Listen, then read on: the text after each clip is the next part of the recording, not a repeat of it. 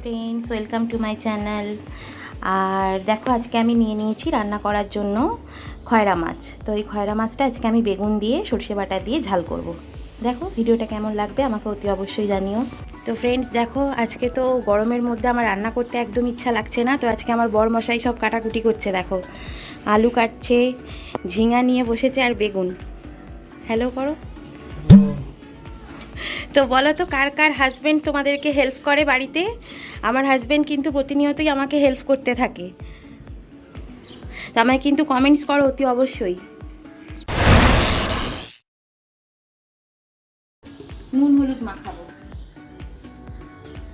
তো এই মাছটা খুব কাঁটা হয়, আমার মেয়ে একদমই ভালোবাসে না খেতে, আর আমারও খুব একটা ভালো লাগে না। কিন্তু তোমাদের দাদা আজকে এই মাছটা নিয়ে এসছে বাজার থেকে। তো ওকে ওই বেগুন দিয়ে আর সর্ষে বাটা দিয়ে শুধু ঝাল করে দেবো। তো আমি নুন হলুদটা মাখিয়ে নিচ্ছি, নিয়ে এরপর আমি এটাকে ভালো করে ফ্রাই করে নেব। খয়রা মাছ ভাজবো। তো খয়রা মাছটা লাল লাল করে ভেজে নিচ্ছি, নিয়ে তারপর দেখাচ্ছি।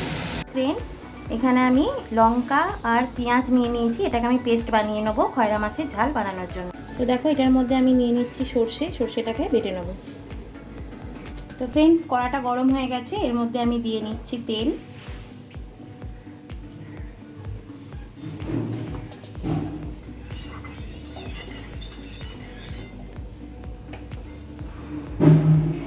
তো এবার এর মধ্যে দেবো আমি কালো জিরে।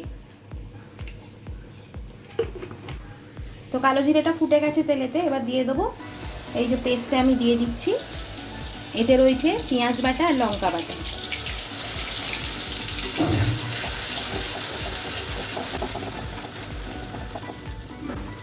এটার মধ্যে দিয়ে দেবো হলুদ,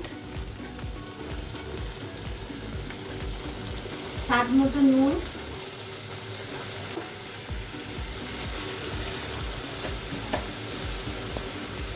আর দিয়ে দেবো একটু জিরের গুঁড়ো।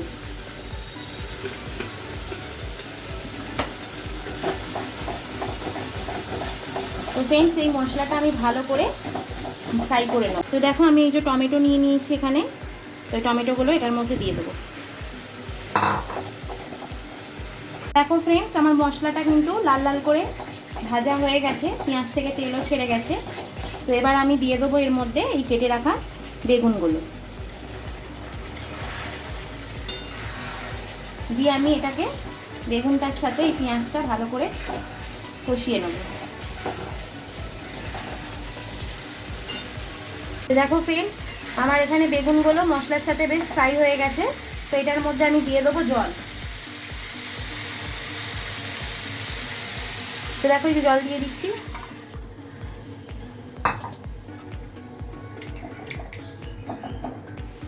তো এইভাবে এখন আমি এটা 5 মিনিট হতে দেবো। তো দেখো ফ্রেন্ডস, আমি এখানে নিয়ে নিয়েছি সর্ষে বাটা। তো এই যে বেগুনটা এখানে সিদ্ধ হচ্ছে।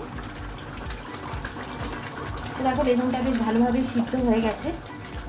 তো আমি এর মধ্যে এই সর্ষে বাটাটা অ্যাড করে দেবো।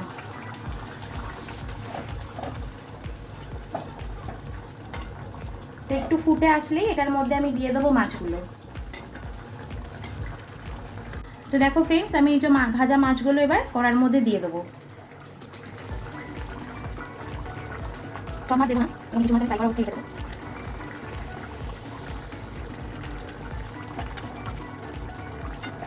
তো ফ্রেন্ডস দেখো, আমার খয়রা মাছের ঝালটা রেডি হয়ে গেছে। তো এর মধ্যে আমি দিয়ে দেবো কাঁচা লঙ্কা চেরা।